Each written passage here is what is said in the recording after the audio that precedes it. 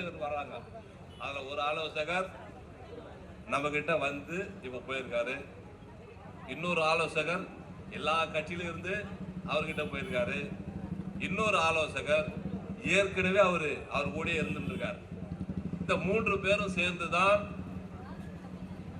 இப்ப அந்த நடிகரை ஆபரேட் பண்ண போறாங்க. நான் ஒன்று மட்டும் சொல்ல முடியாதனால என் அனுபவத்தை வைத்து நான் சொல்கிறேன். திராவிட முன்னேற்ற கழக தொண்டரிடத்தில் எதிர்க்கக்கூடிய ஆற்றல் இந்தியாவில் எந்த கட்சிக்கும் இல்லை என்பது மட்டும் எனக்கு உறுதியாக தெரியும்.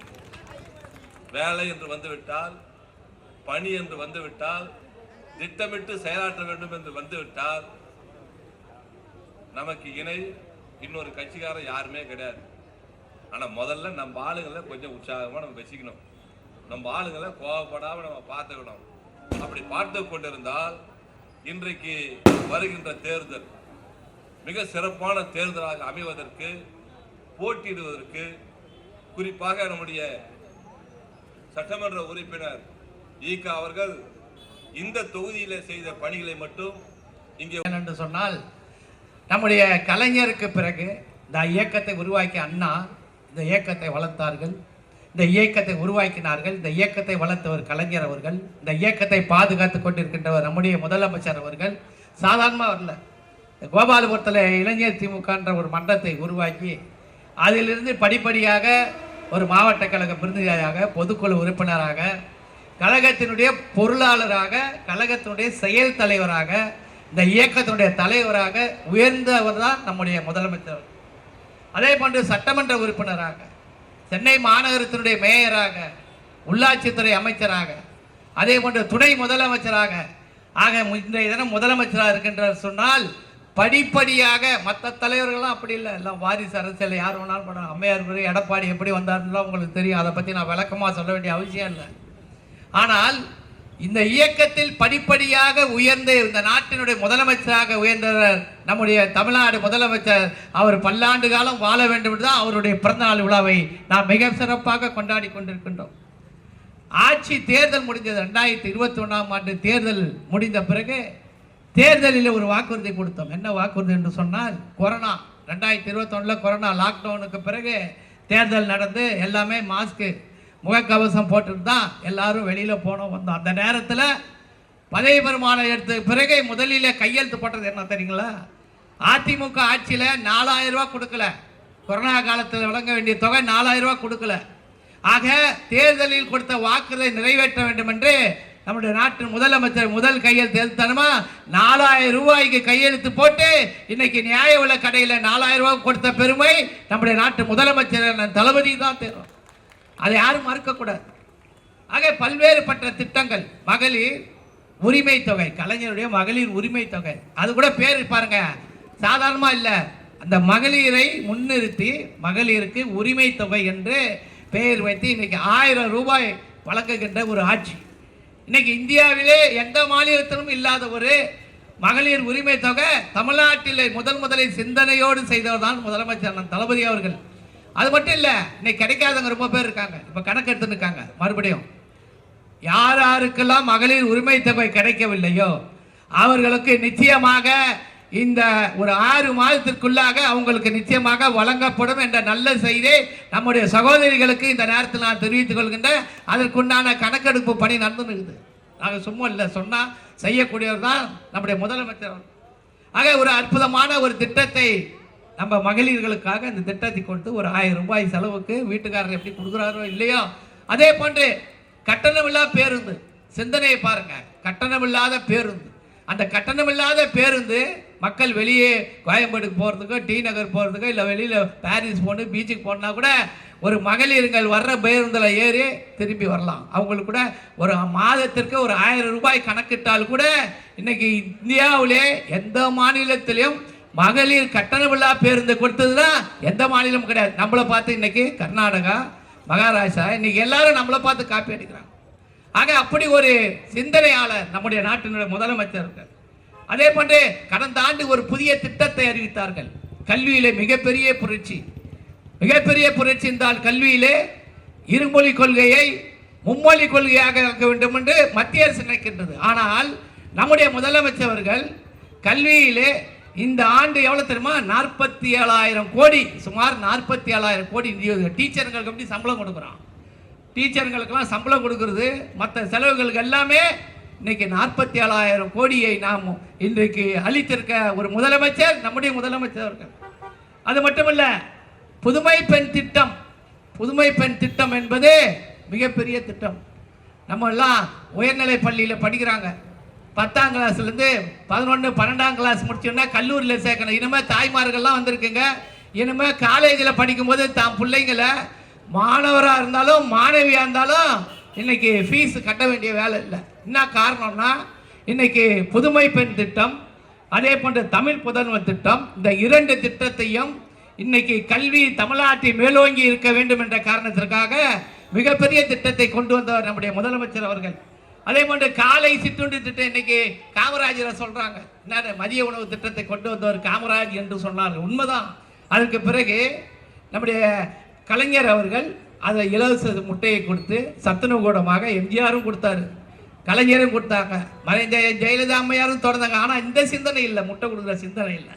ஆக இன்னைக்கு 5 முட்டைகள் கொடுக்கிறோம் என்று சொன்னால் அந்த மாணவ மாணவிகளுக்கெல்லாம் சத்துணவு கொடுத்தோம். ஆனால் இந்தியாவிலே காலையில் ஒரு ஆரம்ப பள்ளிக்கு சென்றால் அவர்கள் சிற்றுண்டி சாப்பிட்டாங்களா இல்லையானா அந்த வீட்டில் இருக்க அப்பா அம்மாலாம் சரியாக கொடுக்க மாட்டாங்க, வேலைக்கு போடுவாங்க.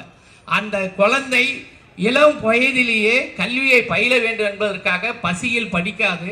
ஆகவே ஆரம்ப பள்ளிகள் எல்லாம் இன்னைக்கு சிற்றுண்டி வழங்குகின்ற ஒரு பெரிய திட்டத்தை தமிழ்நாட்டில் 18 லட்சம் மாணவ மாணவிகள் இன்னைக்கு பயன்பெறால் அந்த திட்டத்தை கொண்டு வந்தவர் நம்முடைய முதலமைச்சர் அவர்கள். அதே போன்று மருத்துவ காப்பீட்டு திட்டம் இந்த ஆண்டு இப்போ வரப்போகிறோம். ஒவ்வொரு பகுதிக்காக எங்கெந்த இடத்துல முதலமைச்சர் மருத்துவ காப்பீட்டு திட்டம் எடுக்கலையோ ஒரு 5 லட்சம் ரூபாய் மருத்துவ காப்பீட்டு திட்டத்தை எடுக்க போகிறோம் புதுசாக. ஆக அதுக்கு இந்த ஆண்டு 1461 கோடி ரூபாய் நம்முடைய முதலமைச்சர் அவர்கள் இன்னைக்கு ஒதுக்கி இருக்கிறார்கள். ஆக கல்வியில் இன்னைக்கு பார்த்தீங்கன்னா மத்தியில் இருக்கின்ற தர்மேந்திர பிரதான் என்ற ஒரு ஒன்றிய அமைச்சர் தமிழகத்தில் மும்மொழி கொள்கை வேண்டும், அப்பதான் நான் பணம் கொடுப்பேன். 2360 கோடி ரூபாய் நாங்கள் கொடுக்க வேண்டும் என்று சொன்னால் இந்த மும்மொழி திட்டத்தை கொண்டு வந்தால் தான் முடியும் என்று சொன்னவர் ஒன்றிய அமைச்சர் நம்முடைய தர்மேந்திர பிரதான். அவன் சட்டப்ப நாடாளுமன்றத்திலே பேசுறான், எங்க வேணாலும் பேசுறாங்க. இன்னைக்கு மத்தியில் ஆண்டு கொண்டிருக்கிற பாஜக அரசு இன்னைக்கு தமிழ்நாட்டில் இந்தியை திணிக்க வேண்டும். நான் ஒரு காலத்தில் இதே பல்லாவரம் ரயில்வே ஸ்டேஷன்ல இந்தி அழிச்சேன், குரம்பேட்டை ரயில்வே ஸ்டேஷன்ல இந்தி அழிச்சேன் ஒரு காலத்தில். அதே போன்று நம்முடைய கலைஞர் அவருக்கு உத்தரவின் பேரில் இன்னைக்கு இல்லை இந்தியன் பேங்க்ல இருக்கிறதெல்லாம் இந்தி அழிச்சோம். நாங்கள் சாதாரணமாக இன்னைக்கு வரல, எல்லாம் இந்தியை எதிர்த்து அண்ணா அவர்கள் 1968ஆம் ஆண்டு இருமொழி கொள்கைக்காக சட்டத்தை கொண்டு வந்து நிறைவேற்றியவர் நம்முடைய இயக்கத்தை உருவாக்கிய அண்ணா அவர்கள். ஆக அதற்கு முரணாக இன்னைக்கு மத்தியில் இருக்கின்ற ஆட்சியாளர்கள் இன்னைக்கு இந்தியை புகுத்த வேண்டும் என்று நினைத்துக் கொண்டிருக்கின்றார்கள். அது நடக்கவில்லை. ஆனா நம்ம தமிழ் ஆங்கிலமும் படித்த பிள்ளைங்க அப்போதான் சொன்னாங்க ஹிந்தி படித்தா வடநாட்டில் வேலை கிடைக்கும்னு சொன்னாங்க. நான் கேட்குறேன், இன்னைக்கு சர்வே எடுங்க, தமிழ்நாட்டில் ஹிந்தி படித்தவர்கள் எத்தனை பேர் வடநாட்டில் வேலை கொடுத்துருக்காங்க? இன்னைக்கு வடநாட்டில் இருக்கிறவர்கள் தான் இன்னைக்கு தமிழகத்தில் பணி செய்து கொண்டிருக்கிறார்களே தவிர இங்கே இருக்கவங்க யாரும் போல. ஆனால் நம்முடைய பிள்ளைகள் தமிழ்நாட்டில் இன்றைக்கு படித்த மாணவ மாணவிகள் தமிழகத்திலே இன்னைக்கு தமிழ் ஆங்கிலம் படித்துவிட்டு வெளிநாட்டில் பணியாற்றி கொண்டிருக்கின்றனர் சொன்னால் இருமொழி கொள்கையை கொண்டு வந்த நம்முடைய அண்ணா அவர்கள் மூலமா இன்று வரைக்கும் நம்முடைய முதலமைச்சர் அவர்கள் காப்பாற்றி கொண்டிருக்கிறார். ஆக மும்மொழி கொள்கை இந்தி யாரும் நாங்கள் பகிர்றது இல்லை. இன்னைக்கு என்ன தெரியுங்களா, இன்னைக்கு குறிப்பா சொன்னீங்கன்னா பீகார், உத்தரப்பிரதேசம் இந்தி பேசும் மாநிலம், ராஜஸ்தான், அசாம், ஒடிசா இங்கெல்லாம் அந்த மாநிலத்தினுடைய மொழியை பேச முடியல, அந்த மாநிலத்தினுடைய மொழியை பேச முடியல. இப்போ நம்ம இந்த மாநிலத்தினுடைய மொழி நம்ம ஆங்கிலம் தமிழ் எல்லாரும் படிக்கிறோம்.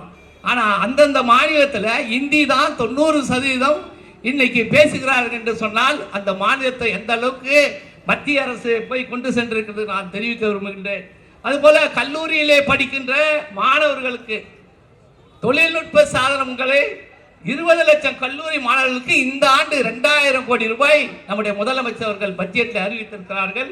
இன்னைக்கு லேப்டாப் கணினி இதெல்லாம் கொடுக்க போகிறாங்க. அதுவும் நம்முடைய கல்லூரி மாணவர்களுக்கு. குறிப்பாக நான் ஒன்று சொல்லிடுறேன், நம்ம பகுதி மக்களுக்கு நான் இந்த குரோம்பேட்டை அரசு மருத்துவமனையை பற்றி நான் சொல்லி ஆகணும்.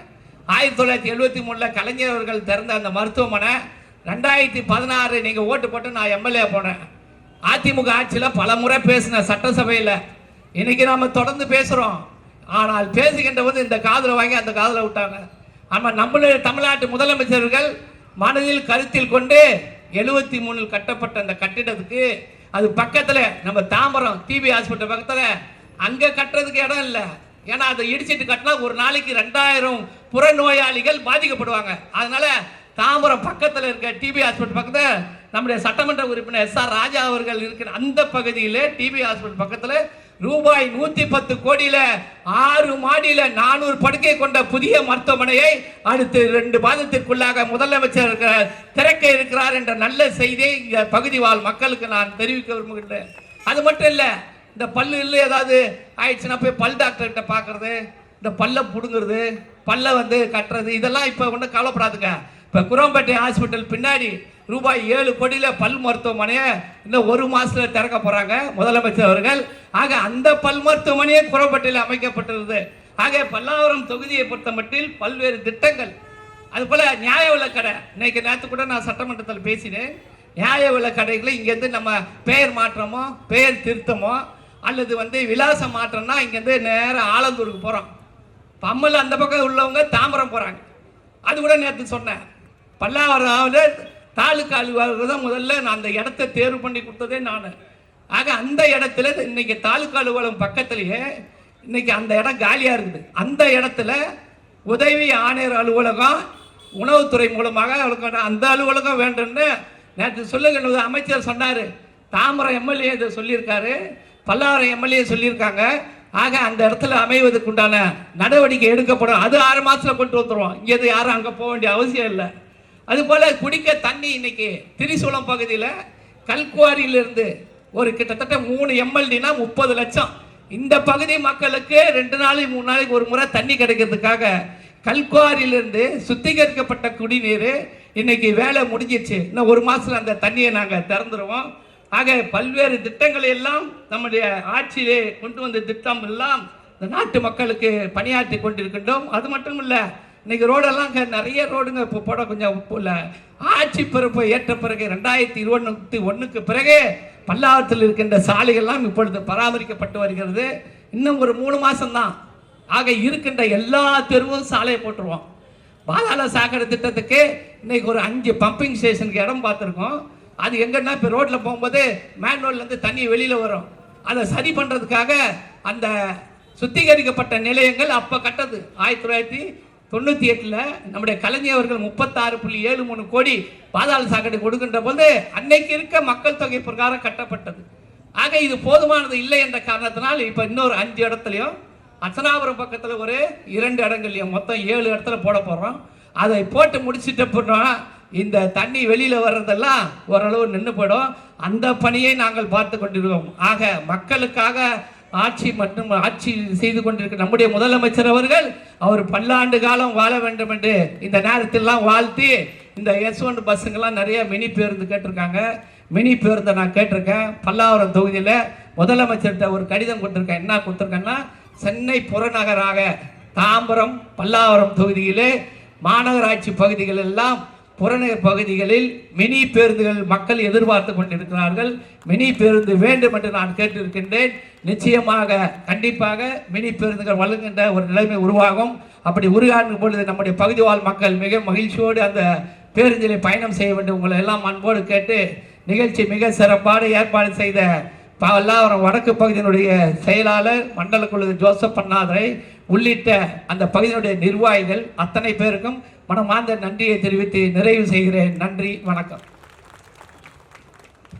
நாமெல்லாம் உயிராக போட்டிருக்கிற நம்முடைய ஒப்பற்ற தலைவர் மாண்புமிகு தமிழ்நாடு முதலமைச்சருடைய 72வது பிறந்தநாள் விழாவை மிகச் சிறப்பாக ஏற்பாடு செய்து நீண்ட நாட்களுக்கு பிறகு இந்த பகுதியிலே இந்த கூட்டம் ஏற்பாடு செய்யப்பட்டிருக்கிறது. ஆக சிறப்பாக ஏற்பாடு செய்து நம்ம எல்லாம் இந்த நிகழ்ச்சியில் பங்கேற்க செய்திருக்கிற பகுதி கழகத்துடைய செயலாளர் அண்ணன் ஜோசப் அண்ணாதுரை அவர்களுக்கும் அவரோடு ஒருங்கிணைந்து இந்த நிகழ்ச்சியை ஏற்பாடு செய்து தந்திருக்கிற பகுதி கழக நிர்வாகிகள் வட்டக்கழகத்துடைய செயலாளர்கள், இயக்கத்தோழர்கள் அனைவருக்கும் மாவட்ட திராவிட முன்னேற்ற கழகத்தின் சார்பில் என்னுடைய வாழ்த்துக்களை, பாராட்டுதலை இந்த நேரத்தில் நான் தெரிவித்துக் கொள்ள விரும்புகிறேன். இன்னைக்கு தலைவருடைய பிறந்தநாள் விழாவை இன்னைக்கு தமிழ்நாடு முழுவதும் இன்னைக்கு நம்முடைய குடும்ப விழாவாக இயக்கத்தோழர்கள் கொண்டாடி கொண்டிருக்கிறோம். நம்ம தலைவரை பொறுத்தவரையிலையும் சாதாரணமாக வந்துட்டு வரல. மற்ற தலைவரெல்லாம் திடீர்னு வந்திருப்பாங்க. நீங்க வேணா பார்த்துருப்பீங்க. நம்ம தலைவர் ஒன்றிதான் தன்னுடைய தியாகத்தால், திறமையால், உழைப்பால் உயர்ந்திருக்கிற தலைவர் நம்ம தலைவர் மட்டும்தான். மற்ற எவ்வளவு இயக்கங்கள் இருக்குது, எல்லாத்தாலும் நிறைய இயக்கங்களுக்கு தலைவர் இருக்கிறாங்க. அவங்களாம் திடீர்னு உருவாக்கப்பட்ட தலைவர்கள். நம்ம தலைவர் மட்டும்தான் கலைஞருடைய மகனாக இருந்தாலும் தானாக உழைப்பால் உயர்ந்த தலைவர் நம்முடைய தலைவர். நீ பார்க்கணும் அவருடைய அவருடைய திறமையை, அவருடைய நிர்வாக திறமையெல்லாம் பார்க்கிற போது நீ கலைஞரை போலவே ஆட்சி நடத்துவதிலும் கட்சி நடத்துவதிலும் கலைஞரை போல செயல்படுகிற ஒரு தலைவர் தான் நம்முடைய தலைவர். நீ பட்ஜெட் போடுற நீங்க பார்த்திருப்பீங்க. யாரும் குறைய சொல்ல முடியல. யாரு குறை சொல்றா? நம்ம எதிரி தான் குறை சொல்லிங்கிறான். நம்ம மேல வைத்தறிச்சல் இருக்கிறவன் தான் குறை சொல்லிங்கிறான். நம்ம ஆவாதவன் தான் குறை சொல்லிங்கிறான். ஆனா இன்று கீழ்மட்டத்திலிருந்து பொதுமக்கள் வரை நல்ல படிச்சவங்க, பண்பாளர்கள் எல்லாம் இந்த பட்ஜெட்டை பார்த்து பாராட்டுகிற ஒரு நிலையை நாம் இன்றைக்கு பார்த்துக் கொண்டிருக்கிறோம். தேர்தல் அறிக்கையில் சொன்ன திட்டங்கள் எல்லாம் நிறைவேற்றி தந்திருக்கிறார். தேர்தல் அறிக்கையில் சொன்ன திட்டங்களை 90% மேல் நிறைவேற்றி இந்த நாட்டு மக்களின் பேரன்பை பெற்றிருக்கிற முதல்வராக நம்முடைய தலைவர் கொண்டிருக்கிறார். உங்களுக்கு தெரியும், 1000 ரூபாய் கொடுக்கிறாரு, கொடுத்துட்டோம். 1,15,00,000 குடும்பங்களுக்கு இன்னைக்கு 1000 ரூபாய் கொடுக்குறோம். சில குடும்பங்கள்ல கூட விட்டு போயிருக்குது 5%, 10%. இந்த தேர்தல் அறிக்கையில் சொல்லி இருக்கிறாரு, யாரெல்லாம் விட்டு போயிருக்கிறதோ அவங்களாம் மனு கொடுத்தா இப்ப வாங்க போறோம் மனுவை. அவர்களுக்கும் அந்த விடுபட்ட குடும்பங்களுக்கும் தகுதியுள்ள குடும்பங்கள் அந்த பணத்தை நாங்கள் தருவோம் என்று இந்த பட்ஜெட்ல சொல்லி இருக்கிற தலைவர் நம்முடைய முதல்வர். கட்டணம் இல்லாமல் பேருந்துகளை பயணம் செய்யலாம்னு சொன்னாரு. இன்னைக்கு ஒரு நாளைக்கு 55 லட்சம் பெண்கள் கட்டணம் இல்லாமல் பேருந்துகளில பயணம் செல்கிற நிலையை உருவாக்கி தந்திருக்கிற ஆட்சி திமுக ஆட்சி இல்லையா? 6வதுல இருந்து 12ஆம் வகுப்பு படிக்கிற அரசு பள்ளியில் படிக்கிற மாணவர்கள், அது பெண்களாக இருந்தாலும் ஆண்களாக இருந்தாலும் மேல் படிப்புக்கு போகிற போது 1000 ரூபாய் கொடுக்குறேன் கொடுத்துட்டு 7.5% இடஒதுக்கீடு தொழிற்கல்வி படிக்கிற மாணவர்கள். தொழிற்கல்வி படிக்கிற போகிற போது அந்த கட்டணத்தை கூட நாங்கள் செலுத்துவோம் என்று இந்த 4 வருஷத்துல 1400 கோடி ரூபாயை அந்த தொழிற்கல்வி படிக்கிற மாணவர்களுக்கு கட்டணமாக செலுத்திருக்கிற ஆட்சி திமுக ஆட்சி. இதோட என்ன பண்ணணும்? உள்ளாட்சி கீழே இருக்கிற ஊராட்சியிலிருந்து மேல இருக்கிற மாநகராட்சி வரை இன்றைக்கு எல்லா பகுதிகளிலும் மக்களின் அடிப்படை தேவைகள் இன்னைக்கு மிகச்சிறப்பாக நிறைவேற்றி கொண்டிருக்கிற ஆட்சி திமுக ஆட்சி இல்லையா? அனைத்து தரப்பு மக்களும் இன்றைக்கு நலமோடு வாழ்ந்திட வேண்டும். குறிப்பாக தாழ்த்தப்பட்ட, பிற்படுத்தப்பட்ட, பின்தங்கிய மக்களுடைய வாழ்க்கை உயர வேண்டும் என்பதற்காக இப்பேற்பட்ட திட்டங்களை எல்லாம் அறிவித்து செயல்படுத்துகிற ஆட்சி திமுக ஆட்சி. இது தேர்தலுக்கு முன்பாக சொன்ன திட்டங்களை நிறைவேற்றி இருக்கிறார். இப்ப பட்ஜெட்ல பாத்தீங்கன்னா இப்பதான் ஆட்சிக்கு வந்து முதல் பட்ஜெட் போடுற மாதிரி இருக்குது. நீங்க பார்த்திருப்பீங்க. இப்ப இது தனி பட்ஜெட். தேர்தல் அறிவிக்காத திட்டத்தையும் இன்றைக்கு அறிவித்திருக்கிற அரசு நம்முடைய அரசு.